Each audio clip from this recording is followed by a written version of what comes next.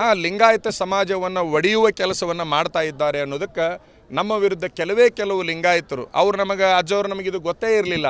ಅವರು ಹೇಳಿಕೆಗಳನ್ನು ಕೊಟ್ಟ ಕೂಡಲೇ ಅವ್ರನ್ನ ಸಂಪರ್ಕ ಮಾಡಿದಾಗ ಯಾಕೆ ನಾವು ಈ ಹೋರಾಟ ಮಾಡ್ತಾ ಇದ್ದೀವಿ ಗೊತ್ತಾ ನಿಮಗಂತ ಕೇಳಿದ್ರೆ ಗೊತ್ತೇ ಇರಲಿಲ್ಲ ಅಜ್ಜಾರೆ, ನಮಗೆ ಏನೋ ಮಿಸ್ಟೇಕ್ ಆಯಿತು, ಅವರು ಹಿಂಗೆ ಕರೆದುಬಿಟ್ರು ಹಂಗೆ ಕರೆದುಬಿಟ್ರು. ಅಂದರೆ ನಮ್ಮ ನಿಲುವು ಇನ್ನೂ ಜನರಿಗೆ ಗೊತ್ತಿಲ್ಲ. ಅದನ್ನು ಆ ನಿಲುವನ್ನು ನಮ್ಮ ಜನರಿಗೆ ಮುಟ್ಟಿಸುವ ಅರಿವನ್ನು ಮೂಡಿಸುವ ಕೆಲಸವನ್ನು ನಾವು ಮಾಡುವುದರಲ್ಲಿ ಬಹಿರಂಗಕ್ಕೆ ಬಂದಿಲ್ಲ.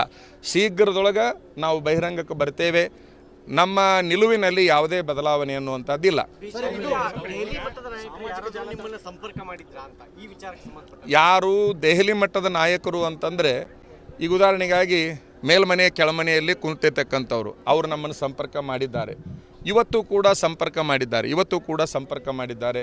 ಯಾವುದೇ ಥರದ ಸಂಪರ್ಕಕ್ಕಾಗಲಿ ಯಾವುದೇ ಥರದ ನಾಯಕರ ಒತ್ತಡಗಳಿಗಾಗಲಿ ನಾವು ಬಗ್ಗುವಂಥ ಸ್ವಾಮಿಗಳಲ್ಲ. ಈಗ ಉದಾಹರಣೆಗಾಗಿ ಯಾರೋ ಕಲಿಸಿಕೊಟ್ಟಿದ್ದಾರೆ ಹೇಳಿಕೊಟ್ಟಿದ್ದಾರೆ ಅಂತ ಕಲಿಸಿಕೊಟ್ಟಿದ್ದು ಇಷ್ಟು ಗಟ್ಟಿಯಾಗಿರೋದಿಲ್ಲ ಅಂತಕ್ಕಂಥದ್ದನ್ನು ಬುದ್ಧಿವಂತರಾದವರು ಪ್ರಜ್ಞಾವಂತರಾದವರು ವಿಚಾರ ಮಾಡಬೇಕು. ಸ್ವಾಮೀಜಿ ಆಗಿರಲಿ ಮುರುಘಾಮಠ ಸ್ವಾಮೀಜಿ ಆಗಿರಲಿ ಆ ದಿವಸ ನಿಮ್ಮ ಜೊತೆ 3 ತಾಸು ಸಭೆಯೊಳಗೆ ಕೂರ್ತಾರೆ. ಸಭೆಯೊಳಗೆ ಕೂತು ಚರ್ಚೆ ನಡೆದ ಮೇಲೆ ಹೊರಗಡೆ ಬಂದಿರ್ತಾರೆ. ಈಗ ಅದಕ್ಕಾಗಲಿ ನಾನು ಉತ್ತರ ಕೊಟ್ಟು ಬಿಟ್ಟಿದ್ದೇನೆ. ಸ್ವಾಮೀಜಿ ನಾವು ಹೇಳ್ತಾ ಇರೋದು ನಿಮ್ಮನ್ನೆಲ್ಲ ಒಬ್ಬಂಟಿಗರನ್ನು ಮಾಡ್ತಾ ಇದ್ದಾರೆ ಎಲ್ಲ ಸ್ವಾಮೀಜಿಗಳು ಹಿಂಸರದು ಅಂತ. ನೋಡಿ, ಯುದ್ಧ ಭೂಮಿಯಲ್ಲಿ ಯಾರ್ಯಾರಿದ್ರು ಅನ್ನುವಂಥದ್ದು ಬಹಳ ಪ್ರಮುಖ ಅಲ್ಲ. ಅರ್ಜುನ ಮತ್ತು ಕೃಷ್ಣರು ಇಬ್ಬರೇ ಇದ್ದರು ಅಂತಕ್ಕಂಥದ್ದು ಇತಿಹಾಸ. ಬಹುಶಃ ನಮ್ಮ ಟೀಮನ್ನು ಅವರು ಹೊಡೆದ್ರೂ ಕೂಡ ನನ್ನನ್ನು ಹೊಡೆಯುವ ಶಕ್ತಿ ಅವ್ರಿಗಿಲ್ಲ ಅನ್ನುವಂಥದ್ದನ್ನು ನಾನು ಹೇಳಲಿಕ್ಕೆ ಇಚ್ಛಪಡ್ತೀನಿ. ಒಂದು ನಿಮಿಷ. ಮುರುಘಾ ಮಠದ ಸ್ವಾಮಿಗಳು ಈಗಾಗಲೇ ನನಗೆ ದಬ್ಬಾಳಿಕೆ ಮಾಡಿ ನನಗೆ ಹಿಂಸೆಯನ್ನು ಮಾಡಿ ಓದಿಸಿದ್ದಾರೆ ಅನ್ನುವಂಥದ್ದನ್ನು ಹೇಳಿರೋದ್ರಿಂದ ಪ್ರಜ್ಞಾವಂತ ಮತದಾರರು ಮಠಾಧಿಪತಿಗಳ ಸ್ವಾತಂತ್ರ್ಯವನ್ನು ಕೂಡ ಈ ಕೇಂದ್ರ ಸಚಿವರು ಹಾಳು ಮಾಡಿದ್ದಾರೆ ಅಂತಕ್ಕಂಥದ್ದನ್ನು ತಾವು ವಿಚಾರ ಮಾಡಬೇಕು. ಈಗ ಒಂದು ನಿಮಿಷ, ಗೊತ್ತಾಗಲಾರದೆ ಹೋದೆ ಅನ್ನುವಂತಹ ಸ್ವಾಮೀಜಿಯವರು ಏನದಾರಲ್ಲ ಅವ್ರನ್ನ ನೀವು ಪ್ರಶ್ನೆ ಕೇಳಬೇಕೇ ಹೊರತಾಗಿ ಅವರಿಗೆ ಕೇಳಬೇಕಾದ ಪ್ರಶ್ನೆಯನ್ನು ನನಗೆ ಕೇಳೋದು ಸೂಕ್ತ ಅಲ್ಲ. ಯಾರನ್ನ ನಾನೊಂದು ಮಾತನ್ನು ಹೇಳ್ತೀನಿ. ಮಠಾಧಿಪತಿಗಳು ಹೇಗೆ ಒತ್ತಡಕ್ಕೊಳಗಾಗಿದ್ದೇವೆ, ಎಷ್ಟು ನೋವಿನಲ್ಲಿದ್ದೇವೆ ಅನ್ನುವಂಥದ್ದನ್ನು ಒಬ್ಬ ಪ್ರತಿಷ್ಠಿತ ಮಠದ ಸ್ವಾಮೀಜಿಯವರು ಹೇಳಿದ ಮೇಲೆ ಅಲ್ಲಿಗೆ ಅದು ಡಿಕ್ಲೇರ್ ಆಗಿ ಹೋಯಿತು. ಇವರು ಯಾವ ರೀತಿ ಜನರನ್ನು ಮಠಾಧಿಪತಿಗಳನ್ನು ತಮ್ಮ ಹಿಡಿತದಲ್ಲಿ ಇಟ್ಟಿದ್ದಾರೆ ಅಂತಕ್ಕಂಥದ್ದು ಈಗಾಗಲೇ ಒಬ್ಬ ಸ್ವಾಮಿಗಳ ಹೇಳಿಕೆ ಸಾಕು, ಅದಕ್ಕಷ್ಟು ಸಾಕು ಅಂತ ಅನಿಸ್ತದೆ.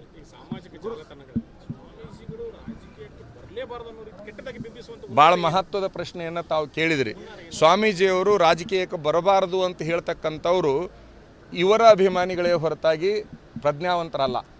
ಒಂದನೇದಾಗಿ ತಾವು ತಿಳ್ಕೋಬೇಕು. ಇನ್ನೊಂದು, ರಾಜಕೀಯಕ್ಕೆ ಬರಬೇಕನ್ನುವಂಥದ್ದು ನನ್ನ ಇಂಟ್ರೆಸ್ಟ್ ಅಲ್ಲ. ನನ್ನ ಇಂಟ್ರೆಸ್ಟ್ ಆಗಿತ್ತಂದರೆ ನಾ ಇಷ್ಟು ಸುದೀರ್ಘ ಅವಧಿಯನ್ನು ತೆಗೆದುಕೊಳ್ಬೇಕಾದ ಅವಶ್ಯಕತೆ ಇರಲಿಲ್ಲ.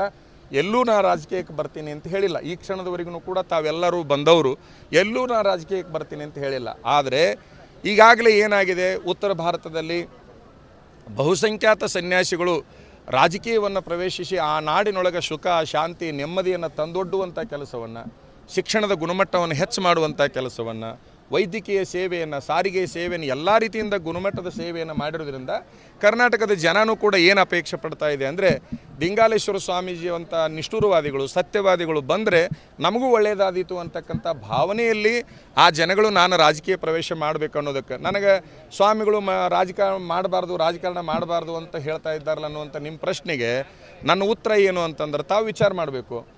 ಸ್ವಾಮಿಗಳು ರಾಜಕೀಯಕ್ಕೆ ಬರಬಾರ್ದು ಅಂತ ಹೇಳ್ತಕ್ಕಂಥ ಕೇಂದ್ರ ಸಚಿವರ ಅಭಿಮಾನಿಗಳು 120 ಜನ ಸ್ವಾಮಿಗಳನ್ನು ಪಕ್ಷದ ಕಾರ್ಯಾಲಯದ ಉದ್ಘಾಟನೆಗೆ ಕರ್ಕೊಂಡು ಹೋಗಿದ್ದು ಸರಿಯೇ? ಬಹಳ ವಿಚಾರ ಮಾಡಬೇಕು ಪ್ರಜ್ಞಾವಂತ ಮತದಾರರು. ನಾನು ಇವರ ವಿರುದ್ಧ ಘೋಷಣೆಯನ್ನು ಕೂಗುವ ಪೂರ್ವದಲ್ಲಿ 120 ಮಠಾಧಿಪತಿಗಳನ್ನು ಎಲ್ಲಿಗೆ ಕರ್ಕೊಂಡು ಹೋಗಿದ್ದಾರೆ? ಕಲಘಟಗಿಗೆ ಕರ್ಕೊಂಡು ಹೋಗಿ ರಾಜ್ಯದ ಇತಿಹಾಸದಲ್ಲಿ ಮಠಾಧಿಪತಿಗಳನ್ನು ಪಕ್ಷದ ಕೆಲಸಕ್ಕಾಗಲಿ ಪಕ್ಷದ ಕಾರ್ಯಾಲಯದ ಕೆಲಸಕ್ಕಾಗಲಿ ಬಳಸಿಕೊಂಡಿರಲಿಲ್ಲ. ಮಠಾಧಿಪತಿಗಳನ್ನು ಪರಿಪೂರ್ಣ ದುರುಪಯೋಗಪಡಿಸಿಕೊಳ್ಳುವಂಥ ಕೆಲಸವನ್ನು ಅವರು ಮಾಡಿದ ಮೇಲೆ ಸ್ವತಃ ಕೇಂದ್ರ ಸಚಿವರೇ ಆ ಸ್ವಾಮಿಗಳನ್ನು ಕರ್ಕೊಂಡು ರಾಜಕಾರಣಕ್ಕೆ ನಿಂತ ಮೇಲೆ ಅವರ ನಿಲುವನ್ನು ಸಮಾಜಕ್ಕೆ ಮುಟ್ಟಿಸ್ಬೇಕಂತ ನಾವು ಗಟ್ಟಿಯಾಗಿ ನಿಂತ್ಕೊಂಡಿವಿ. ನಿಮ್ಮಿಂದ ಕಾಂಗ್ರೆಸ್ನವರಿದ್ದಾರೆ, ಲಿಂಗಾಲೇಶ್ವರ ಸ್ವಾಮಿಗಳಿಗೆ ಯಾವ ಮಾತಿಗೂ ಅರ್ಥ ಇಲ್ಲ ಅಂತೇಳಿ ಅರವಿಂದ್ ಬೆಲ್ಲದೇವರು ಹೇಳ್ತಾರೆ. ನಮ್ಮ ಹಿಂದೆ BJPಯವರು ಇದ್ದಾರೆ, ಕಾಂಗ್ರೆಸ್ನವರು ಇದ್ದಾರೆ, ಇತರೆ ಸಾಮಾನ್ಯ ಪಕ್ಷಗಳದವರು ಇದ್ದಾರೆ, ಎಲ್ಲರೂ ನಮ್ಮ ಹಿಂದಿದ್ದಾರೆ. ಅವರ ಹಿಂದೆ ಯಾರಿದ್ದಾರೆ ಅನ್ನೋ ಪ್ರಶ್ನೆ ಉದ್ಭವವಾಗಿದ್ದಕ್ಕೆ ಇಷ್ಟು ಗೊಂದಲ ಆಗಿದೆ. ತಮ್ಮ ಮೀಸಲು ಕೇವಲ ಧಾರವಾಡ ಕ್ಷೇತ್ರಕ್ಕೆ ಅಷ್ಟೇ ಅಲ್ಲ, ಇಡೀ ರಾಜ್ಯಕ್ಕೆ ಭಕ್ತರಲ್ಲಿರ್ಬೋದು ಜನರಲ್ಲಿರ್ಬೋದು ಸಾಕಷ್ಟು ಕೆಲವೊಂದಿಷ್ಟು ಕುತೂಹಲ ಇದ್ದಾವೆ, ಕೆಲವೊಂದಿಷ್ಟು ಗೊಂದಲಗಳಿದ್ದಾವೆ. ಸ್ವಾಮಿ ಮಠಾಧೀಶರು ರಾಜಕೀಯಕ್ಕೆ ಬರ್ತಾರ ಅನ್ನೋ ಪ್ರಶ್ನೆ. ಯಾವಾಗ ವ್ಯವಸ್ಥೆ ಅಸ್ಥಿರಗೊಳ್ಳುತ್ತದೆ, ವ್ಯವಸ್ಥೆ ಹದಗೆಟ್ಟು ಹೋಗ್ತದೆ, ಆವಾಗ ಮಠಾಧಿಪತಿಗಳು ಪ್ರವೇಶ ಮಾಡೋದು ಅನಿವಾರ್ಯ ಅಂಥೇಳಿ ಮಠಾಧಿಪತಿಗಳು ಹೇಳ್ತಾ ಇಲ್ಲ, ಜನಗಳು ಹೇಳ್ತಾ ಇದ್ದಾರೆ. ತಾವು ನೋಡಿರಬೇಕು, ಜನಗಳ ಬಯಕೆ ಅದು, ನಮ್ಮ ಬಯಕೆ ಅಲ್ಲ. ಇವತ್ತಿನ ತನಕ ನಾವು ಎಲ್ಲೂ ಕೂಡ ಚುನಾವಣೆಗೆ ಬರ್ತೀವಿ, ನಾವು MP ಎಲೆಕ್ಷನ್ನಿಗೆ ನಿಲ್ತೀವಿ, MLA ಎಲೆಕ್ಷನ್ನಿಗೆ ನಿಲ್ತೀವಿ ಅಂತ ಅಂದಿಲ್ಲ. ನಾವು ರಾಜಕಾರಣಿಗಳಿಗೆ ಮಾರ್ಗದರ್ಶನ ಮಾಡ್ತಾ ಬಂದಿದ್ದೇವೆ ಹೊರತಾಗಿ ರಾಜಕಾರಣವನ್ನು ನಾವು ಎಲ್ಲೂ ಕೂಡ ಮಾಡಿಲ್ಲ. ಆದರೆ ನಾವು ರಾಜಕೀಯಕ್ಕೆ ಬರಬೇಕು ಅಂತಕ್ಕಂಥ ಬಯಕೆ ಜನರದೇ ಹೊರತಾಗಿ ಅದು ನಮ್ದಲ್ಲ. ಎಲ್ಲ ಪಕ್ಷದವರು ನಮ್ಮ ಸಂಪರ್ಕದಲ್ಲಿದ್ದಾರೆ. ಎಲ್ಲ ಪಕ್ಷದವರು ನಮ್ಮ ಸಂಪರ್ಕಕ್ಕೆ ಬಂದಿದ್ದಾರೆ. ಶಿವಕುಮಾರ್ ಅವರು ನಿಮ್ಮನ್ನ ಸಂಪರ್ಕ ಮಾಡಿದ್ದಾರೆ, ವಿನೋದ ಸೊಟ್ಟಿ ಅವರನ್ನು ಹಿಂದಕ್ಕೆ ಸರಿಸಿ. ನಾವು ಯಾವುದೇ ಹೆಸರನ್ನು ಹೇಳಲಿಕ್ಕೆ ಇಚ್ಛಾ ಪಡೋದಿಲ್ಲ. ಎಲ್ಲ ಪಕ್ಷದ ಪ್ರಮುಖರು ನಮ್ಮನ್ನ ಸಂಪರ್ಕ ಮಾಡ್ತಾ ಇದ್ದಾರೆ. ಸ್ವಾಮೀಜಿ, ಈಗ ಮೊನ್ನೆ ಇತ್ತೀಚೆಗೆ ಮಾಜಿ ಶಾಸಕರು ಗಡ್ದೇವ್ರ ಮಠ ಅವರು ನಿಮ್ಮ ಜೊತೆ ಮಾತುಕತೆ ಮಾಡಿ ಯಾಕೆ ನಿಮ್ಗೆ ರಾಜಕೀಯ ಬೇಕು ಅಂತ ಹೇಳಿದ್ದಾರೆ ಅಂತ ಒತ್ತಡ ಇದೆ. ಯಾವುದೇ ಊಹಾಪೋಹಗಳಿಗೆ ಉತ್ತರ ಕೊಡಬೇಕಾದ ಅವಶ್ಯಕತೆ ಇಲ್ಲ. ಯಾವುದೇ ಒಬ್ಬ ವ್ಯಕ್ತಿಯ ಹೇಳಿಕೆ ಅಂತಕ್ಕಂಥದ್ದು ಎಲ್ಲೂ ಪ್ರಧಾನವಾಗೋದಿಲ್ಲ.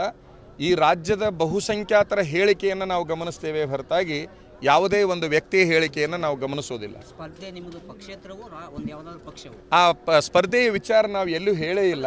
ಅದಕ್ಕಾಗಿ ತಾವು ಕಾಯಬೇಕು. ನೋಡಿ, ಜನಗಳು ಸ್ಪರ್ಧೆ ಮಾಡಬೇಕು ಅಂತ ಏನು ಬೇಡಿಕೆಯನ್ನು ಇಟ್ಟಿದ್ದಾರೆ, ಆ ಸ್ಪರ್ಧೆ ಮಾಡಬೇಕೋ ಬೇಡವೋ ಅನ್ನುವಂತಹ ಒಂದು ಚಿಂತನದಲ್ಲಿ, ಸಾಧಕ ಬಾಧಕಗಳ ವಿಚಾರದಲ್ಲಿ ನಾವಿರೋದ್ರಿಂದ ಸದ್ಯಕ್ಕೆ ಸ್ಪರ್ಧೆಯ ವಿಚಾರ ಅಂತಕ್ಕಂಥದ್ದು ಎಲ್ಲಿ ತೀರ್ಮಾನ ಆಗುತ್ತೆ ಅಂತಕ್ಕಂಥದ್ದು ಬೆಂಗಳೂರಿನಲ್ಲಿ ತೀರ್ಮಾನ ಆಗುತ್ತೆ.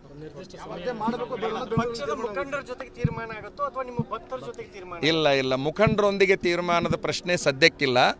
ನಮ್ಮದೇ ಆಗಿರ್ತಕ್ಕಂಥ ವ್ಯವಸ್ಥೆಯಲ್ಲಿ ನಮ್ಮ ಹಿತೈಷಿಗಳು, ಬುದ್ಧಿಜೀವಿಗಳು, ಈ ನಾಡಿನೊಳಗೆ ಭಕ್ತರು, ನಾವೀಗಾಗಲೇ ಕೆಲವು ಮಠಗಳನ್ನು ಪ್ರತಿನಿಧಿಸ್ತಾ ಇದ್ದೇವೆ. ಒಂದು ಲಿಂಗಾಯತ ಸಮಾಜದ ಮಠ ದಿಂಗಾಲೇಶ್ವರ ಮಠ, ಲಿಂಗಾಯತ ಸಮಾಜದ ಮಠ. ಇನ್ನೊಂದು ಶಿರಹಟ್ಟಿ ಪಕ್ಕೀರೇಶ್ವರ ಮಠ, ಭಾವೈಕ್ಯತಾ ಮಠ, ಎಲ್ಲ ಜಾತಿಗಳನ್ನು ಪ್ರತಿನಿಧಿಸುವಂಥ ಮಠ. ಅಂದಮೇಲೆ ನಾವು ಎಲ್ಲ ಕೆಳವರ್ಗದಿಂದ ಮೇಲ್ವರ್ಗದ ಜನಗಳು ಅಂತ ಏನು ಕರೀತಾರೆ, ಆ ಎಲ್ಲ ಜನರ ವಿಚಾರಗಳನ್ನು, ಅಹವಾಲುಗಳನ್ನು ನಾವು ಆಲಿಸಿ ನಾವು ಆ ನಿರ್ಧಾರವನ್ನು ಪ್ರಕಟ ಮಾಡಬೇಕಾಗ್ತದೆ. ಕಾಂಗ್ರೆಸ್ನಿಂದ ತಮಗೆ ಆಫರ್ ಕೊಟ್ಟರೆ ದಿಂಗಾಲೇಶ್ವರ ಸ್ವಾಮಿಗಳ ನಿಲುವು ಏನಾಗಿರುತ್ತೆ? ಈಗ ಜನಗಳು ಆಫರ್ ಕೊಟ್ಟಿದ್ದಾರೆ, ನೀವು ಬರಬೇಕು ಅಂತೇಳಿ, ಅದಕ್ಕಾಗಿಯೂ ಕಾಯ್ದಿದ್ದೀವಿ. ಅಂತಹ ಅವಕಾಶಗಳನ್ನು ಪಕ್ಷ ಕೊಟ್ಟರೆ ಅದಕ್ಕಾಗಿಯೂ ಕೂಡ ನಾವು ವಿಚಾರ ಮಾಡ್ತೀವಿ. ದುಡುಕಿನ ನಿರ್ಧಾರ ನಮ್ಮ ಹತ್ರ ಇಲ್ಲ. ದೇಶ ಮೊದಲು ಅಂತ. ನಮಸ್ಕಾರ, ಕರ್ನಾಟಕ ಪ್ರೈಮ್ ಟೈಮ್ಗೆ ಸ್ವಾಗತ. ನಾನು ಜಯಪ್ರಕಾಶ್ ಶೆಟ್ಟಿ. ಇಡೀ ಕರ್ನಾಡು ಇವತ್ತು ರೆಬೆಲ್ ಆಗಿ ನಿಂತಿದೆ. ಈ ಹಗರಣಗಳನ್ನು ಸದನದಲ್ಲಿ ಪ್ರಸ್ತಾಪ ಮಾಡಲು ಕೂಡ ಕಾಂಗ್ರೆಸ್ ಹಿಂದೇಟು ಹಾಕಿದ್ದೇಕೆ? ನಿಮ್ಗೆ ಸಂಬಳ ಅದಕ್ಕೆ, ನಿಮಗೆ ವಾಹನ ಅದಕ್ಕೆ, ನಿಮಗೆ ವೆಪನ್ ಅದಕ್ಕೆ, ನೀವು ಅದನ್ನು ಸೆರೆ ಹಿಡಿಬೇಕಾಗಿತ್ತು. ನೀವು ವಿದ್ಯುತ್ ಬರ ಇದೆ ಅಂತ ಹೇಳ್ತಾ ಇದ್ದೀರಿ, ಎಲ್ಲಿ ಬರ ಇದೆ ನೀವು ಹೇಳಬೇಕು. ಪಾಕಿಸ್ತಾನ್ ಆಕ್ಯುಪೈಡ್ ಕಾಶ್ಮೀರ್ ಅದು ಎಂದೆಂದಿಗೂ ನಮ್ಮದು. 40 ಮೆಷಿನ್ಗಳು ತಂದಿತ್ತು ನೋಟ್ ಎಣಿಸುವುದಕ್ಕೆ, ಅದೇ ಹಾಳಾಗಿದೆ. ಮಥುರಾದ ಗಲಾಟೆ ಇದೆಯಲ್ಲ, ಅದು ಸ್ಥಳೀಯವಾಗಿ ಕೂತು ಪರಿಹರಿಸಬಹುದಾದಂಥ ಕಾನೂನಿದೆ. ಗ್ಯಾರಂಟಿ ಯೋಜನೆಯಿಂದ ನಷ್ಟ ಆಗಿದೆ, ಲಾಭ ಆಗಿದೆ, ದಯವಿಟ್ಟು ಹೇಳಿ. Dawood Ibrahim most wanted criminal ಯಾವಾಗಾದ ಅಂದರೆ ಇಲ್ಲಿ ತನಕ ಭಾರತ ದೇಶದಲ್ಲಿ ಓರ್ವ ದಲಿತ ಪ್ರಧಾನಿಯಾದಂಥ ಇತಿಹಾಸವೇ ಇಲ್ಲ. ರಿಪಬ್ಲಿಕ್ ವರ್ಲ್ಡ್ ಆಪ್ ಇದು ಕೇವಲ ಅಪ್ಲಿಕೇಶನ್ ಅಲ್ಲ, ಸಮಗ್ರ ಸುದ್ದಿಗಳ ಸಂಪರ್ಕ ಮಾರ್ಗಕ್ಕೆ ಕ್ರಾಂತಿಕಾರಿ ಬದಲಾವಣೆ. ರಿಪಬ್ಲಿಕ್ ವರ್ಲ್ಡ್ ಆಪ್ ಕೇವಲ ಸುದ್ದಿ ಅಪ್ಲಿಕೇಶನ್ ಅನ್ನ ಪರಿಚಯ ಮಾಡ್ತಾ ಇಲ್ಲ, ಬದಲಾಗಿ ಡಿಜಿಟಲ್ ಸುದ್ದಿ ಬಳಕೆಯ ಹೊಸ ಯುಗಕ್ಕೆ ನಾಂದಿ ಹಾಡ್ತಾ ಇದೆ. ಇದೊಂದು ಬ್ರೇಕಿಂಗ್ ನ್ಯೂಸ್, ಪ್ರಭಾವಶಾಲಿ ಕಾರ್ಯಕ್ರಮಗಳಿಗೆ ಗಟ್ಟಿಯಾದ ವೇದಿಕೆ. ರಿಪಬ್ಲಿಕ್ ವರ್ಲ್ಡ್ ಅಪ್ಲಿಕೇಶನ್ ಈಗ ಲೈವ್ ಆಗಿದೆ. ಗೂಗಲ್ ಪ್ಲೇ ಸ್ಟೋರ್ ಮತ್ತು ಆಪಲ್ ಆಪ್ ಸ್ಟೋರ್ ಎರಡರಲ್ಲೂ ಲಭ್ಯವಿದೆ. ಈಗಲೇ ಡೌನ್ಲೋಡ್ ಮಾಡಿ.